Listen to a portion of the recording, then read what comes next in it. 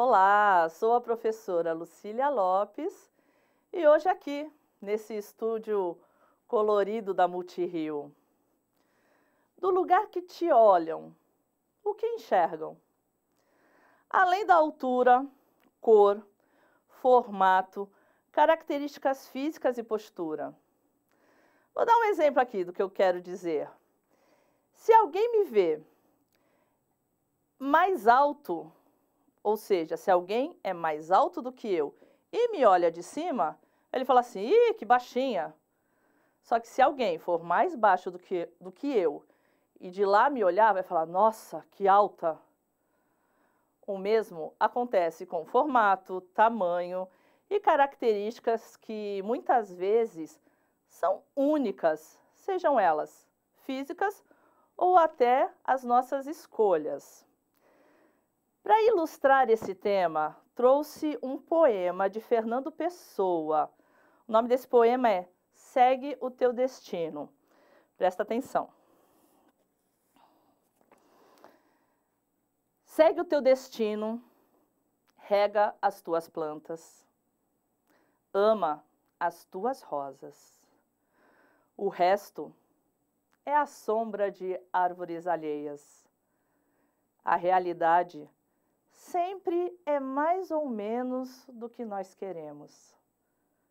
Só nós somos sempre iguais a nós próprios.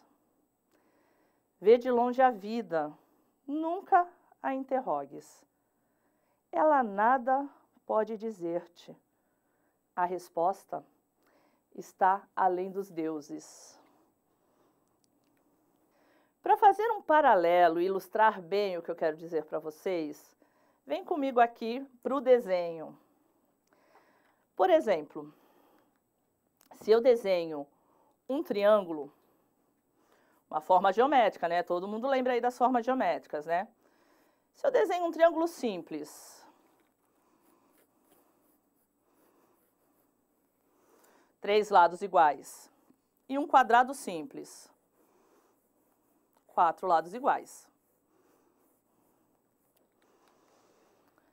Se eu desenho um triângulo e um quadrado, eles são iguais entre eles? Não.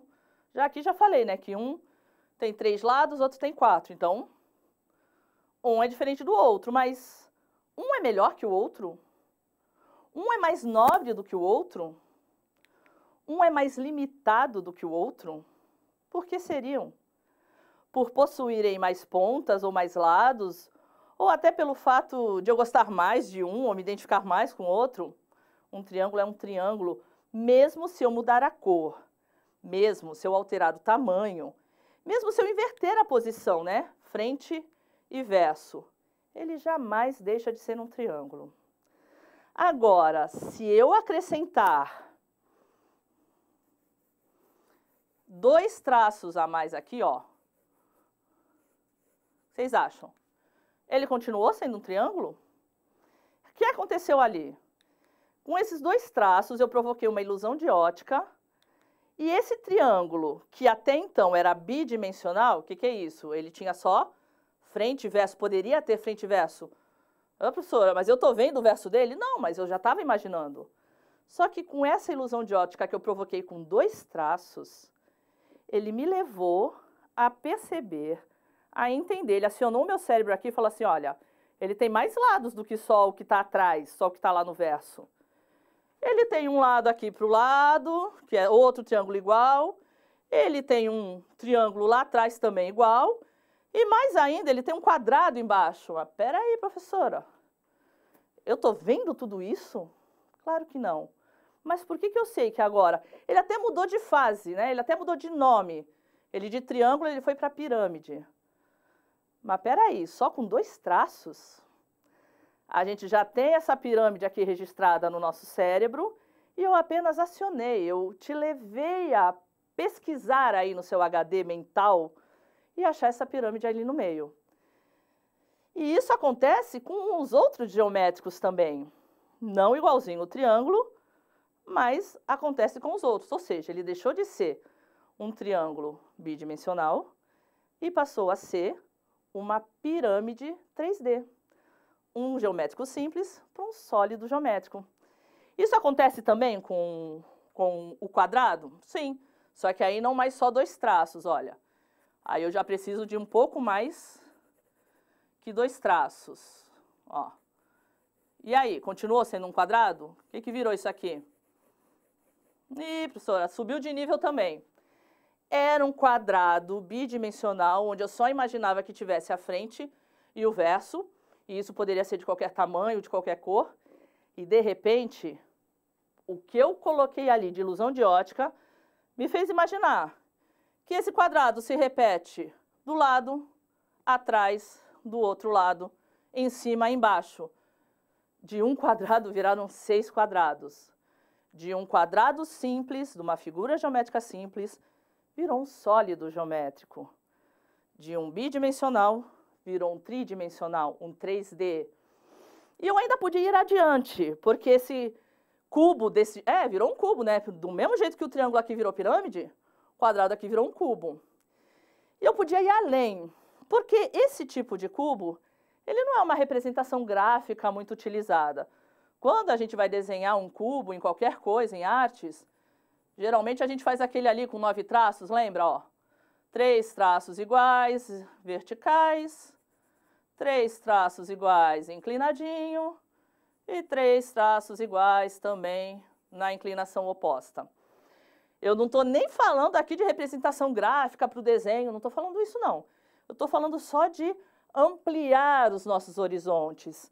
Por que eu posso só ver um simples se eu, com um pouco mais de traço, com um pouco mais de cuidado, e mesmo sabendo que eu estou num plano bidimensional? Eu imagino que tem 6 lados, mas eu sei que ele não está aqui na realidade. Eu sei que ele está aqui só induzido, só iludindo o meu olho para buscar ele lá no meu cérebro. Então, até aqui, os dois subiram de nível, os dois saíram de simples para composto, de simples para sólido, de bidimensional para tridimensional. Mas vamos complicar essa história. Se ao invés de... Até aqui, eu trabalhei com geométricos que têm lados retos. Mas e se ao invés de eu continuar com geométricos retos, eu agora for para o círculo? Vou tentar fazer ele direitinho aqui, tá? Leve em consideração aqui as condições. Bom, eu posso agora com 2, 3 traços subir esse círculo simples, essa figura geométrica simples, bidimensional, e botar ela assim para a nobreza das figuras, para o sólido geométrico? Se eu fizer algum traço aqui, isso acontece? Eu preciso pensar mais, eu preciso observar mais, e eu preciso de uma técnica mais refinada para isso. Quem lembra aí daquela técnica da sombra e luz? E não é aplicar sombra e luz de qualquer jeito não, hein? É aplicar sombra e luz com o formato da peça que eu estou fazendo. É respeitar aonde seria a sombra de uma peça 3D e que o seu oposto fosse a luz. É observar que materiais que eu estou usando para isso. Se eu tenho um lápis que é mais escuro, é obviamente que esse vai ser quem vai me dar a sombra. Se eu tenho um suporte que é mais claro, é esse que vai me proporcionar a luz.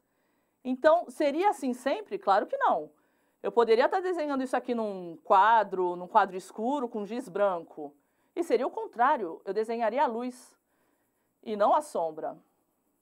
Mas aqui, como no caso eu tenho uma folha branca que está cheia de luz, ainda mais com essas luzes potentes aqui do estúdio da Multirio. Então, olha, ele potencializa a luz para um lado e potencializa a sombra para o lado oposto, ou para os cantinhos dele. E como que eu faço essa técnica? Onde tem mais sombra é onde eu mais aperto, ó. Dedo na ferida, eu aperto, é sombra. Carinho na peça, eu não aperto e é luz.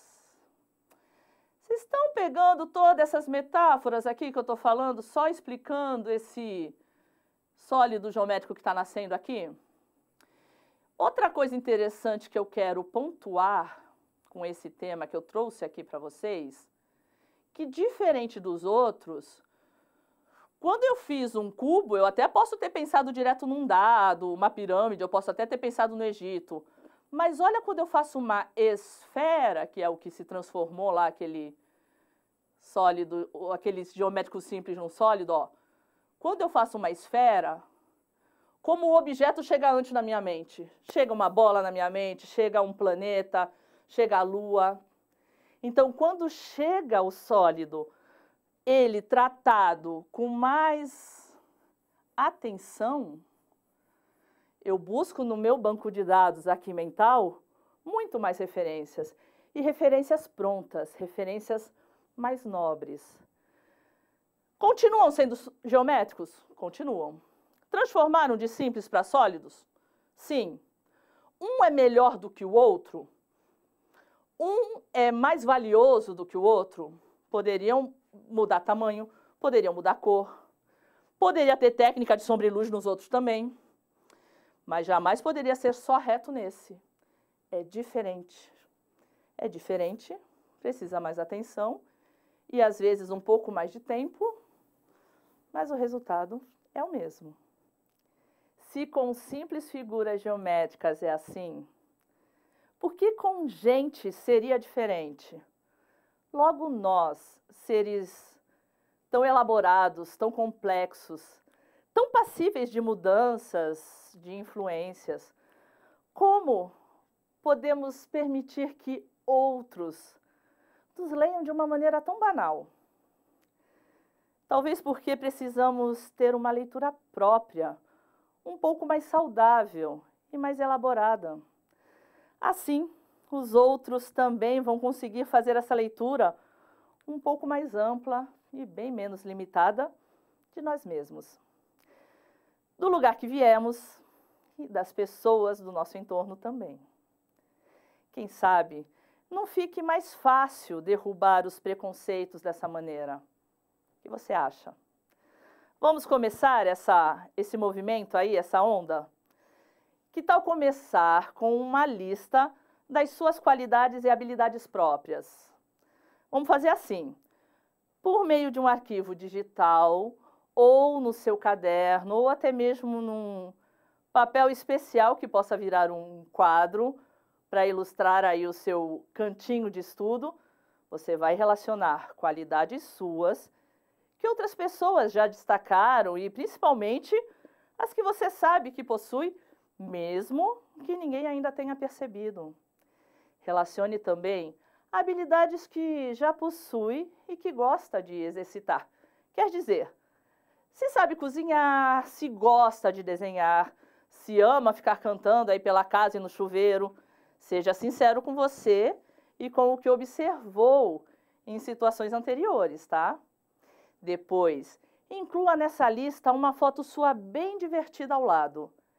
E vale passar essa foto em um app, num aplicativo aí para transformá-la, quem sabe, num cartoon ou até numa pintura renascentista. A escolha é sua, hein? Seja criativo, mãos à obra. Te vejo na próxima aula. Tchau.